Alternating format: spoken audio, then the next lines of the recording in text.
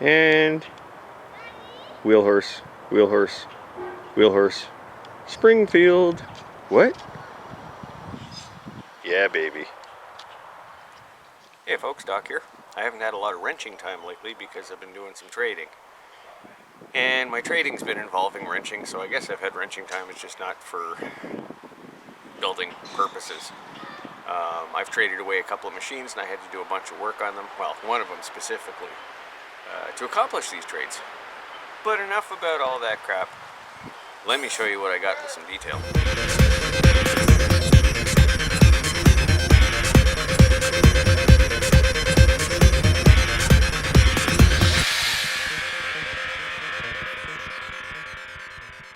Alright, so specimen number 1 is a Wheelhorse 875.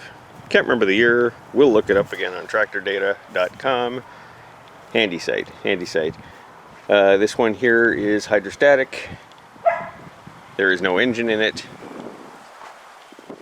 I've already got a couple people potentially interested in it. And my original plan, this was one of the first two that I picked up, had been to swap transaxles in it. I didn't have another Wheelhorse trans that I wanted to use. So I was thinking about sticking one of the Sears Roper 633s in it, which of course would require some mods. Which, well, hell, I do mods, right? Right. So nothing particularly special about this one. It appears to be more or less intact. No idea if the trans works. See if I can get the lid open. There we go. Hold on. Wow, bright sun. There we go. So there's a better look at the pump. These things are heavy duty. So this machine here, I traded the Wheelhorse C85 for. Well, I actually traded this and the other machine. I'll show you in a second. And the C85 was kind of a phantom. Somebody had swapped out the original trans in it, so it had a 3-speed and not a 6-speed like they're supposed to have. And that was a little bit disappointing. I didn't find that out till I got it.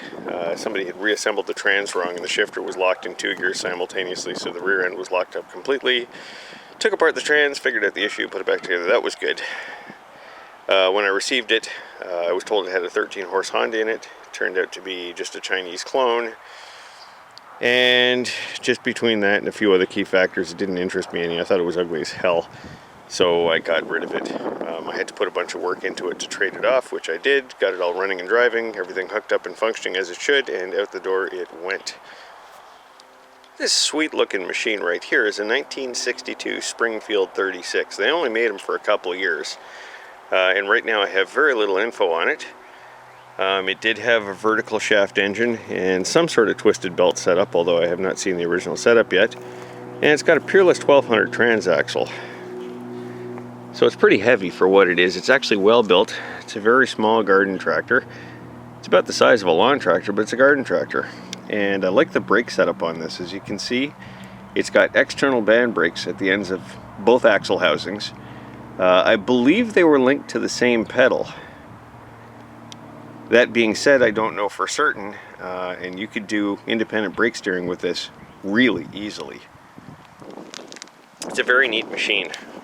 Unfortunately, at the moment, the transaxle is frozen solid. This thing is actually a bugger to drag and move around right now because the steering is also frozen. So it's stuck in a straight line and doesn't roll. So this thing is basically an iron lump right now. But I really dig it. And I'm not quite sure what I'm going to do with this yet. But I'm kind of leaning towards my next rat cart build. The Diesel Weasel got some great attention. I had a lot of fun with it. I'm theoretically not quite done with it yet. Still got to turbocharge the damn thing when I feel like it. Haven't felt like it. But this thing here has got some potential.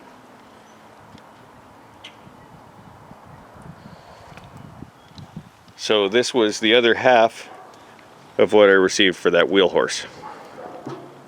Definitely a neat machine. Alright, so let's get to the stuff that cost me a 3813. This here Wheelhorse, which I have not completely positively identified yet. I think I figured it might be a 1076. It's got a 10-horse Kohler on it at K321. And it's more or less intact. The brake system is screwed up. There's a broken brake arm and the brake drum itself is missing. not a huge deal, if not a little disappointing. The steering wheel needs to be reworked because the hub's broken off, yada yada yada, whatever. This does, however, have the 6-speed transaxle that I wanted in the first place when I scored that Wheelhorse 875.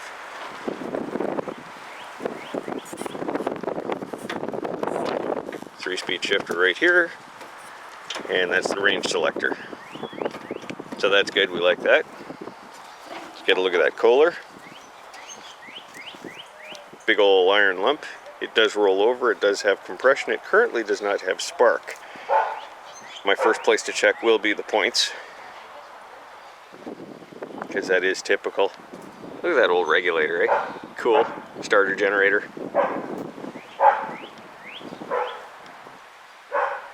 And a Delco coil. Gotta like it. Anyways, except for the brake issue, really, it does appear to be more or less intact and is definitely something I can work with. So I'll probably be keeping this one around for a while.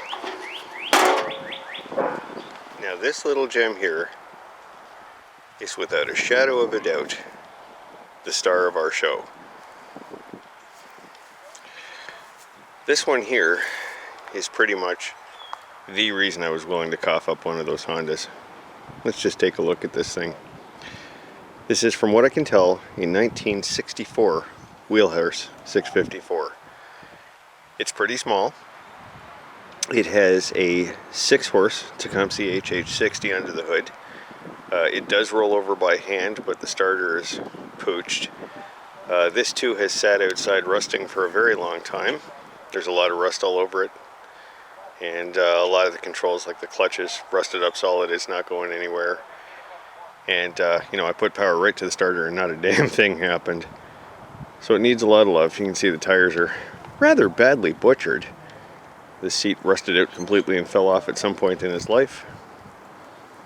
But it's still, oh, so neat.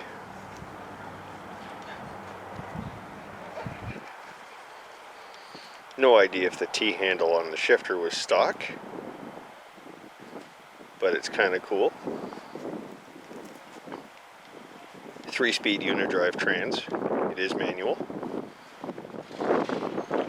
It does have the deck, which has some rust holes in it.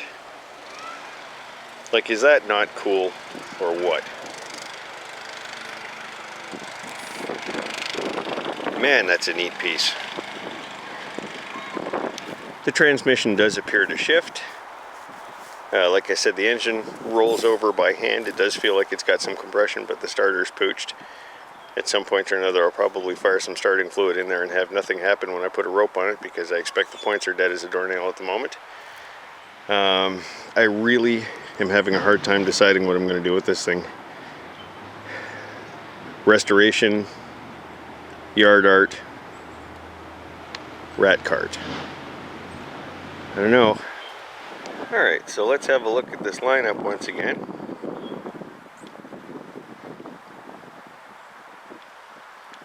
Some nice vintage iron here. I'm pretty happy with what I've acquired, even though it did kind of cost me.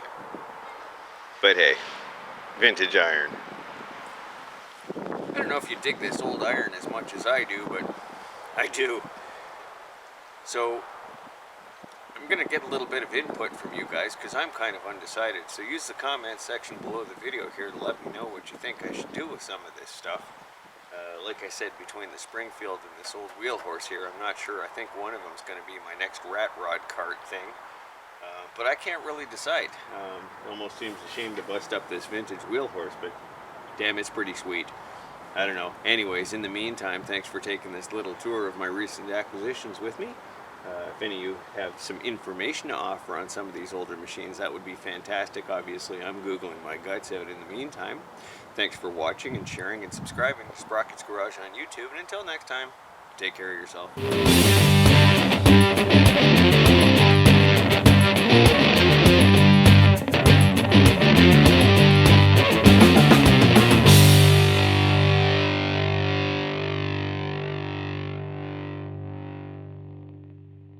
As I expected, those points were freaking nasty.